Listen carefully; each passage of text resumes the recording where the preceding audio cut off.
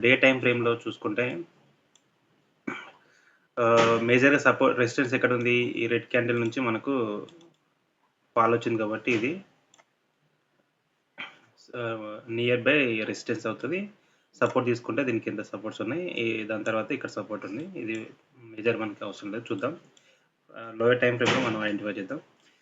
దాని తర్వాత 20 ఈఎంఐ చూసుకోవాలి. ఈ 20 ఈఎంఐ కూడా ఇంపార్టెంట్. ఇప్పుడు మనకి ఇలా కనిపిస్తుంది కానీ మార్కెట్ ఓపెన్ అయిన తర్వాత కూడా ఒకసారి మనం డే టైమ్ ఫ్రేమ్‌లో పెట్టుకొని అబ్జర్వ్ చేస్తుండాలి. ఎవ్రీ 30 మినిట్స్ 50 మినిట్స్ అలా మారుతా ఉంటది. దీన్ని కూడా మనం అబ్జర్వ్ చేసుకోవాలి. దీనికి డిఫరెంట్ కలర్ ఇచ్చుకుందాం. ఈ మేజర్ సపోర్ట్‌లకి, రెసిస్టెన్స్‌లకి gap up, gap down major support రెసిస్టెన్స్‌లకి నేను ఈ కలర్ ఇస్తా. 20 ఎంఐకి ఈ కలర్ ఇస్తా. తర్వాత లో టై లోయర్ టైమ్ ఫ్రేమ్‌లో చూసుకుందాం. ఒకసారి 5 మినిట్స్‌లోకెళ్తే నెక్స్ట్ లాస్ట్ సెషన్ మనకు మాక్సిమం సైడ్ వేస్‌గా ఉంది. ఇక్కడ ఓపెన్ అయిన తర్వాత దాని నుంచి టోటల్‌గా మనకు సైడ్ వేస్ ఇక్కడ ఓపెన్ అయిన తర్వాత దాని నుంచి సైడ్ వేస్‌గా మార్కెట్ ఓపెన్ అయింది కాబట్టి ఇది ఇంపార్టెంట్. ఈ సైడ్ వేస్ నుంచి మార్కెట్ ఎటు బ్రేక్ అయితే అటు వెళ్ళే ఛాన్సెస్ ఉన్నాయి. సో నారో సిపిఆర్ ఉంది కాబట్టి మనకు నెక్స్ట్ టుమారో మనకు చూసుకుంటే నారో సిపిఆర్ ఉంది. ఇంపార్టెంట్ లెవెల్స్ దీంట్లో 5 మినిట్స్‌లో చూసుకుంటే ఇది ఇంపార్టెంట్ లెవెల్ ఎందుకంటే day high important. Yesterday high అన్నాం దీన్ని. తర్వాత ఎస్టర్డే లో కూడా ఇంపార్టెంట్. హైలో నేను గ్రీన్ బ్లాక్ కలర్ ఇచ్చుకుంటా. ఇది ఎటు సైడ్ బ్రేక్ అయితే అటు సైడ్ ఛాన్సెస్ ఉన్నాయి. బట్ కాకపోతే మనకు చూసుకుంటే సపోర్ట్ కూడా ఇక్కడ రెసిస్టెన్స్ కూడా ఉంది.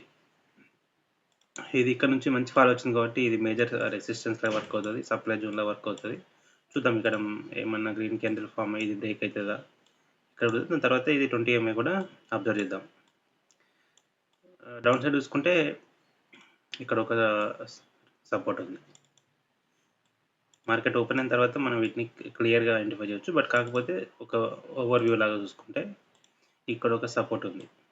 మేబీ ఇది బ్రేక్ అయితే ఇది ఇక్కడ బ్రేక్ అయితే దీనిపైన ఎస్ఎల్ పెట్టుకొని ఇక్కడ వరకు మనకు టార్గెట్ పిక్ చేసుకోవచ్చు. నో ప్రాబ్లం ఇది okay. Nifty okay. Next bank Nifty చూసుకుంటే బ్యాంక్ నిఫ్టీ కొంచెం ఇంట్రెస్టింగ్‌గా ఉంది.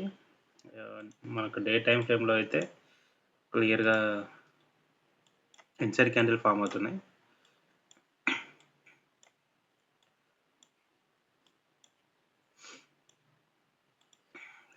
ఆగస్ట్ 8 నుంచి ఆగస్ట్ 8 ఫామ్ అయిన క్యాండిల్ తర్వాత నెక్స్ట్ క్యాండిల్స్ అన్నీ ఇన్సైడ్ క్యాండిల్సే.